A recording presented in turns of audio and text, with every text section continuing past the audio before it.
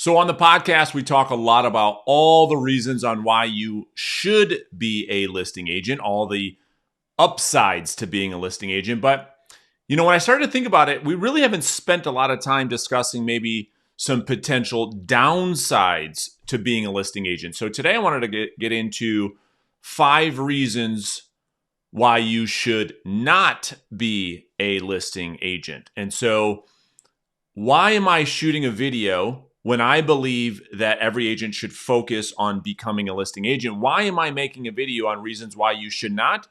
Well, I believe in setting proper expectations.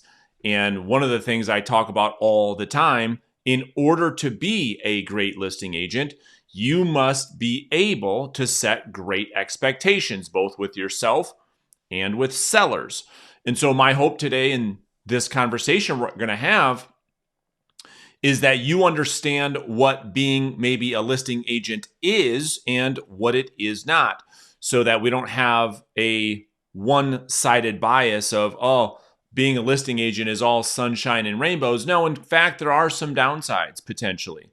And in having conversations with a lot of the agents that I coach, we get into a lot of those details. We get into a lot of the challenging things that come to fruition in building that listing agent business. And so I want to talk about those with you guys today. And of course, if you want help building your listing agent business, you want to find out more about working together, I'm going to put a link underneath this video or in the show notes if you're listening to this in the podcast for you to find out more information about my Listing Agent Academy, and then you can decide if joining now makes sense or not. So let's jump into today's conversation.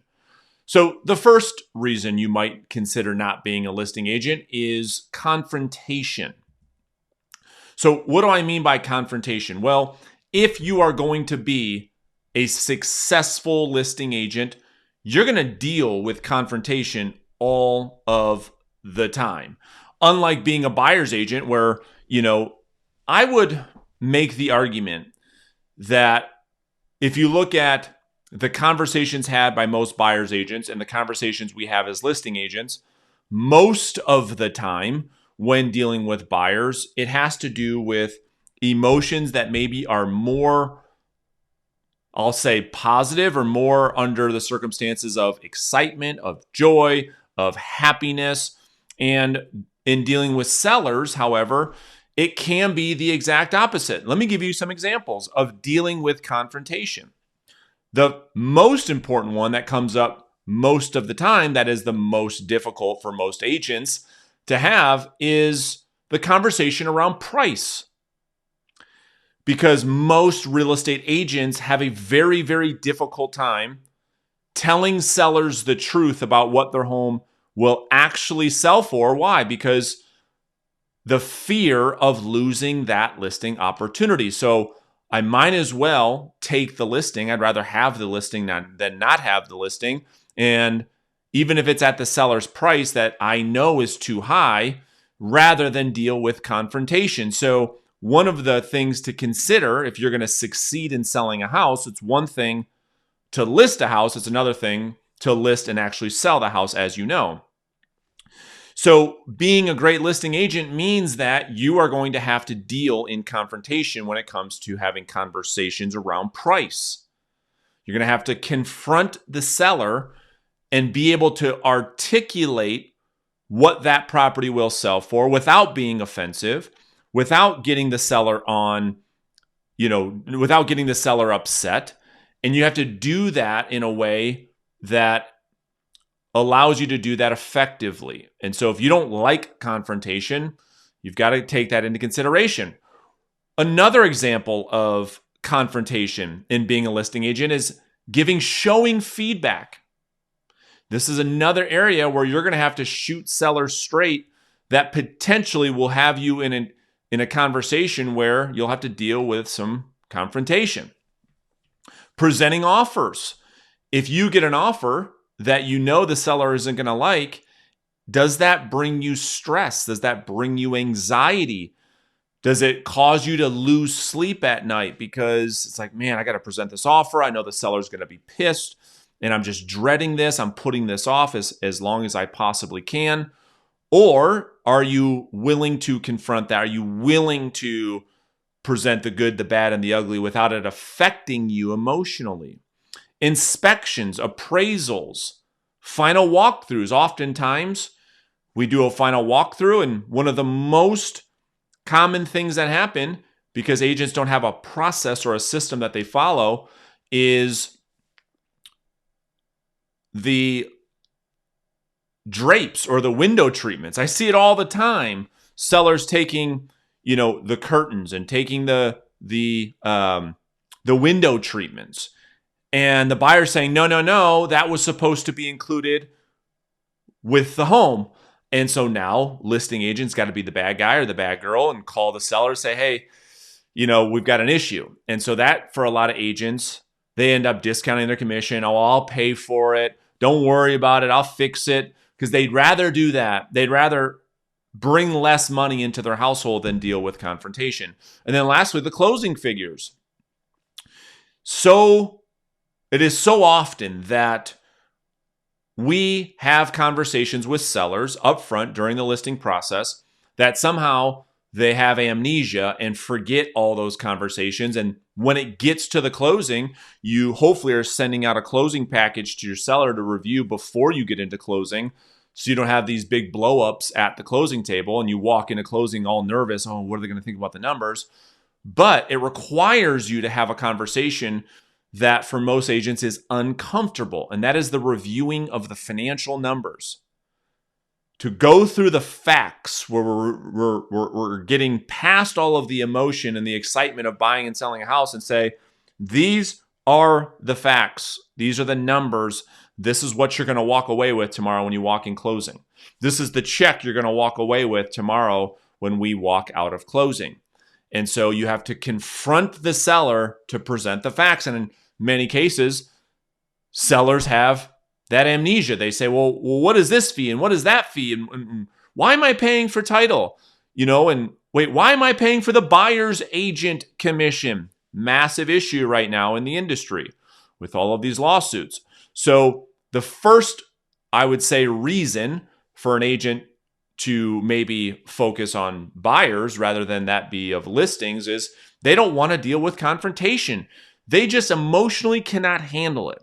They would just rather deal with buyers because it is so much more exciting to work with buyers, because you're dealing with people that in most cases have positive emotions, when dealing with sellers can be the exact opposite. Reason number 2 is pressure. And so here's what I mean by pressure. When you are a listing agent, and if you have taken a listing, you're going to know exactly what I'm talking about here. And that is this pressure, this built-in pressure to perform, to get the desired outcome for the seller that you fought so hard to communicate to the seller as to why they should list their house with you. The seller took you up on all of those promises. And now when they say, okay, we want to do business with you, we'll sign the contract. Now the pressure is on you to, in fact, perform and to deliver on those promises that you made. And for most most real estate agents, this causes them a lot of anxiety, a lot of stress. They don't like that feeling of, man, I can't get this thing sold, and they can't get it sold. Why? Because we're not telling the sellers the truth. And so I'm going to try to come up with how to massage this thing without having to tell them the truth somehow. And in most cases, that just doesn't end well. And so you carry the weight of this pressure. You carry the weight of this stress to perform. And for a lot of agents, they don't want to deal with that. They'd rather just work with buyers. Reason number 3 is market knowledge. Now, let me get very, very specific before you say, oh yeah, I've heard that before. I know what you're talking about when it comes to market knowledge. Okay, well, let's get into it then. So what do I mean by market knowledge? Well, A, do you know the actual inventory? What I mean by inventory is, have you reviewed the inventory? Do you have yourself set up to be alerted every time there is a new property that hits the market? Do you actually go and preview all of the inventory that hits the market? A real market expert knows the inventory inside and out. They don't get text messages from buyers and sellers to say, hey, did you see that house that just hit the market? And in their mind, they're saying, shit, no, I didn't see that. Let me go do some research and get back to the seller real quick. Yep, I saw it. Bullshit. Do you know the inventory? A real market expert knows the inventory. They know it before their buyers or sellers know it. And when something hits the market, they say, it is my responsibility, it is my duty to my clients to know the inventory, to know what is happening in the marketplace, what types of properties are coming on the market, what is selling, what isn't selling. I'm walking through properties. I understand pricing. I understand what types of properties are selling and for what reasons they are or they are not. That's what I mean by do you know the inventory? Do you know the list to sold price ratio per neighborhood? So do you understand what is the actual data saying? And then can you communicate that to the seller? Do they understand and rather, do you understand what is that list to sold price ratio so that you have a baseline conversion that you are trying to outperform? Do you know the average days on market per neighborhood? In other words, if you go into this neighborhood, do you know that properties in this neighborhood sell an average of 7 days? Do you also know that in the neighborhood across town, in the same city, however, it takes about 65 days? And can you tell that story to the seller? Why is that the case? What are the driving factors? What are the characteristics of this neighborhood versus that neighborhood? And that is ultimately driving up or down how fast these properties are selling. Next, new listings, pendings, and solds. So going back to, do you not only just know the new inventory that's coming into the marketplace, do you know how many of those are coming off the market, how many are going under contract, and how many are selling, and how many are not? Do you have yourself set up on an alert in the MLS for every property that fails to sell? Are the numbers going up or down year over year? So all the numbers that I just outlined, do you know, can you compare, hey, what does this look like right now, year over year? Are we trending upward? Are we trending downward? Is this better or worse than last year? And can I articulate that to the seller? Because I need to know we have to be able to compare it to something to know, to give it context, to give a data point context.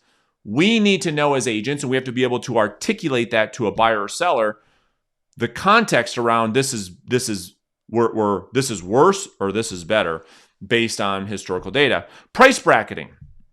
Do you understand price bracketing? Do you even know what price bracketing is?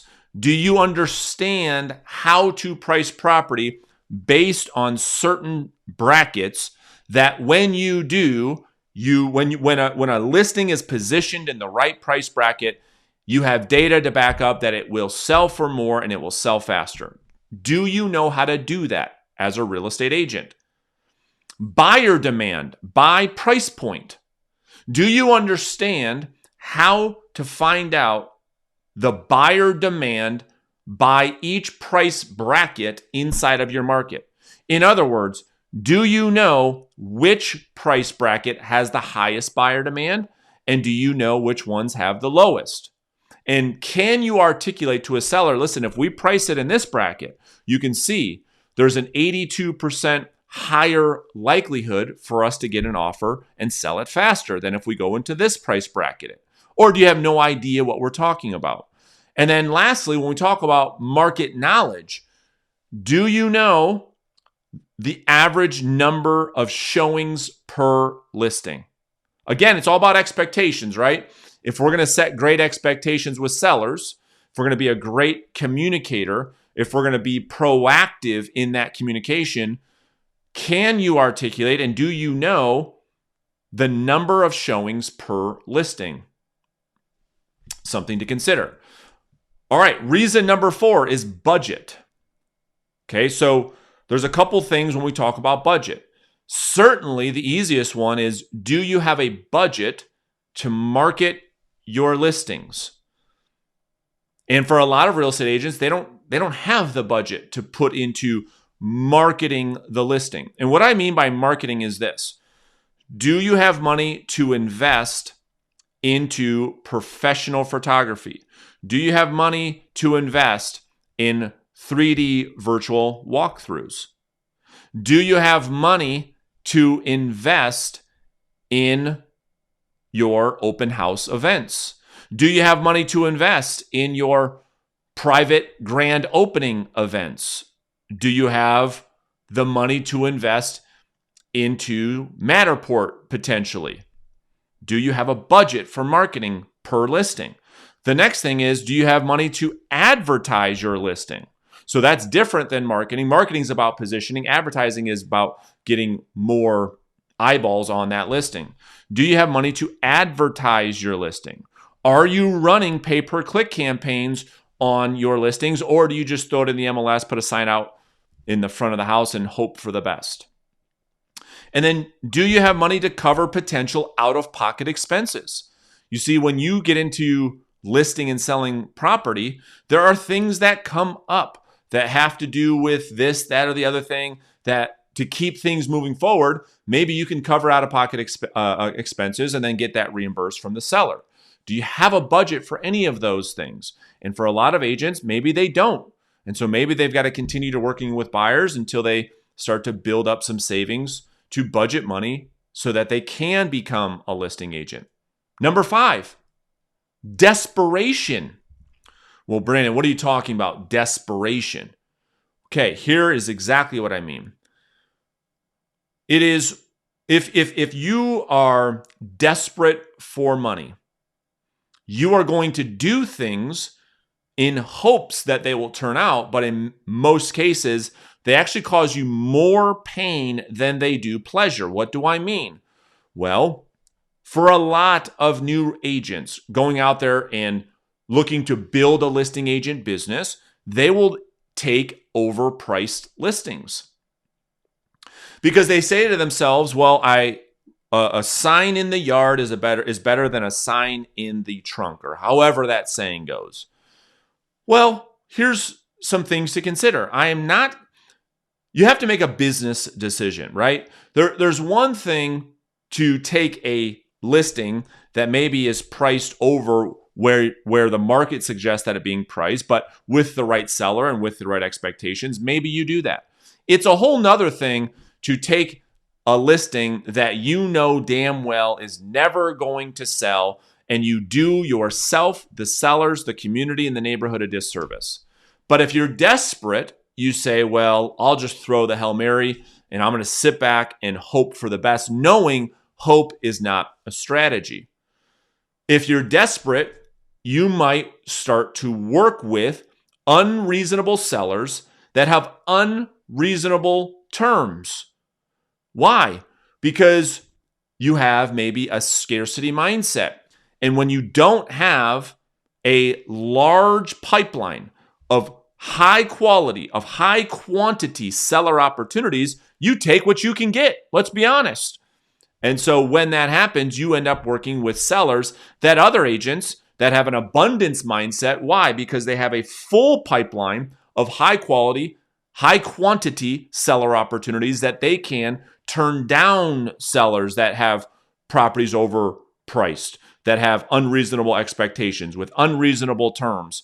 They want you to be at every showing. They want a foot rub after every showing. They want you to have an open house 7 days a week. They want you to call them every single morning and bring them a Starbucks. You don't have to work with those people if you have a massive pipeline.